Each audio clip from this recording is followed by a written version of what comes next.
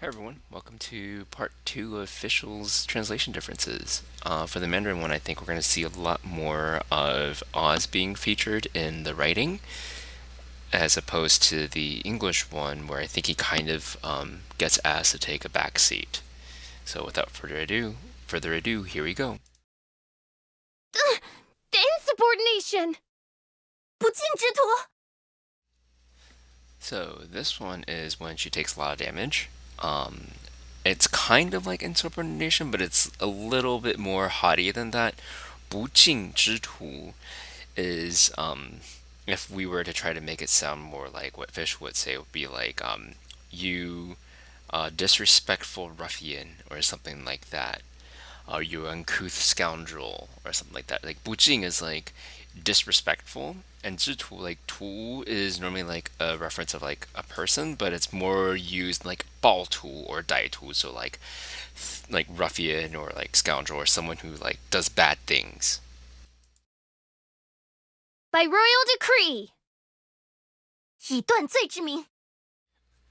This one isn't by royal decree. This one is in the name of condemnation.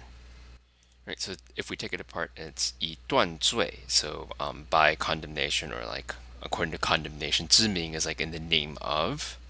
So it's like grammatically, it's kind of like reversed in Mandarin as opposed to English, but it's still the meaning is in the name of condemnation. No rest for the wicked. 又来了。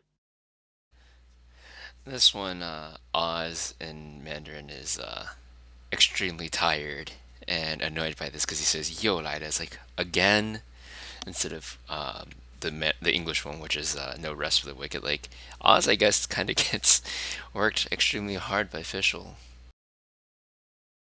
This realm is no home for a princess. 这个世界也容不得本皇女吗? All right, this one is when Fischl faints when she gets knocked out. The problem with a lot of the translations when we're working through like wuxia and xianxia and a lot of other literature is that people like to use different types of honorifics when referring to themselves and someone else. So when Fischl says 本皇女, she's talking about herself. She literally just means me, but if we were to translate it literally, it's this princess here, this royal girl, or this royal woman. But there's no good way to translate it across in English because there's no honorific in that sense. So I think they did a really good job in translating this line, but I think the point is we'll see a lot of different honorifics throughout the game that just don't make it across, and the only English words that we have are like I and you. For our talents, the auto attack one, bolts of downfall. Did it strike anyone weird that it was bolts when you have bow and arrow when it should be arrows and not bolts because aren't bolts specifically crossbows? Maybe that's just me. Anyways, the Mandarin one, 罪灭之师, 罪灭, this is the same 罪 as 断罪的罪, so it's crimes or like mistakes or basic crimes that you've made. 罪灭 is to like, I guess like destroy crimes or destroy criminals, and 知识, so these are like arrows. 师 is a very archaic form of saying arrow, so these are arrows of crime destroyers, crime destruction, something like that. I'm trying to figure out where bolts of downfall come from. So Knight Rider has 夜巡 隐逸. 夜巡 is like night patrol, but 隐逸 is shadow wing. So I would have thought it'd be cooler if they could have like something about a shadow wing or something. I think it would sound cooler. Midnight Phantasmagoria, I think, is a great name for the ult. 日夜换线.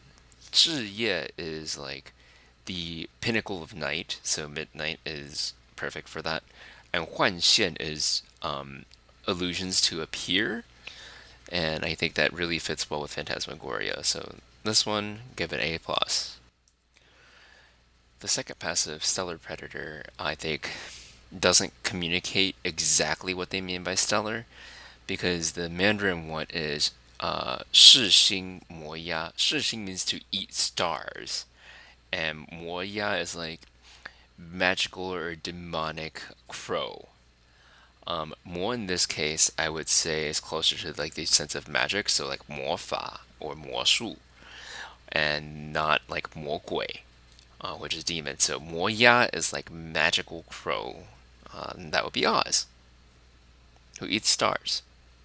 Undone be thy sinful hex. I think the translation team just wanted to say something cool, and they kind of ignored the Mandarin side of this completely. 断罪 is again condemnation, and 雷影, 雷 is thunder, and 影 is shadow. So like dark thunder, shadow thunder, something, anything that could relate to that. Because I think this is like Oz's thing coming in and doing stuff as well. So something more related to that would have been more fitting, in my opinion. On to constellations here. Gaze of the deep. I don't know if it implies the subject is Fischl or Oz in this one for the English. You'd have to like read the skill to figure that out. But in the Mandarin one, Yo Sui Ya Yan, that one clearly says Ya Yan. It's crow's eye. So deep crow's eye is essentially what it is. So it's gaze of the deep. This one's specifically from Oz, not from Fischl. I really think they went off script with this one too. Devourer of all sins, where the Mandarin one is 圣才隐语. 圣才 is like holy judgment, and 隐语 is like shadow, like feathers. So the holy judgment of shadowed feathers somehow gets changed to devourer of sins. Don't understand that one. Finally, this one they actually do a really good job with. 渊色. This one, if you watch the first one, is the same uh, phrase that Fischl used to describe her vision. 渊色 is like a very deep color, and 黑翼, black wings.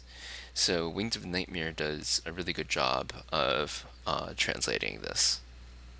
So I'm not certain if the Mandarin here has a typo or what, because it's the same sound but it's a different word for 奇谭. So 皇女换奇谭. I would have expected it to be the same 奇谭 as the Flowers for Officials 奇谭, which is like stories in the night. So this would then mean that this is the princess's fantasy like story. So I guess like her pilgrimage of Bleak would make sense in this because she's kind of on this like fantastical journey in her own mind. But the chi in this one isn't the same chi as the chi tan. This one is actually like a beautiful story. It means beautiful, or it could be like a fine woven silk as a noun. So maybe it is intentional, maybe it's not. There's probably another layer here that I'm not really certain of. And it could be entirely true that she's on like a beautiful journey or like a fantastical journey. Um, Either way, like I think this one in here, if we went with the beautiful one, is like kind of like maybe she thinks she's on a beautiful journey, but it's not really that beautiful, and it actually means the other chi tan, which is like a fantastical journey, which could have negative connotations. This one's really difficult. The C5 has 至夜末世录, which is ultimate night. 末世 is like to imply something, and lu is like record. So a record of the coming of the infinite, of like the super dark night. So I guess like winter is coming. Anyways, so I guess against the fleeing light works here. I kind of wish it would hint more at midnight or like peak darkness or something more than just like against the fleeing light. This one, the English one, actually does a better job than the Mandarin one, in my opinion. Evernight Raven is great. Yongye is like Evernight, but in the Mandarin one, they swapped it to Zhiqin, which is Qin is just like bird, which is interesting choice because they used Ya the last few times. Maybe they were just looking for variation on this, or maybe that the Evernight implies crow, but I thought Evernight Raven sounded better. And that is it for official. I got a request to do either Ganyu or Diluc, so I figured I would do everyone's favorite Kokoko, Ganyu. See you guys next week for her videos.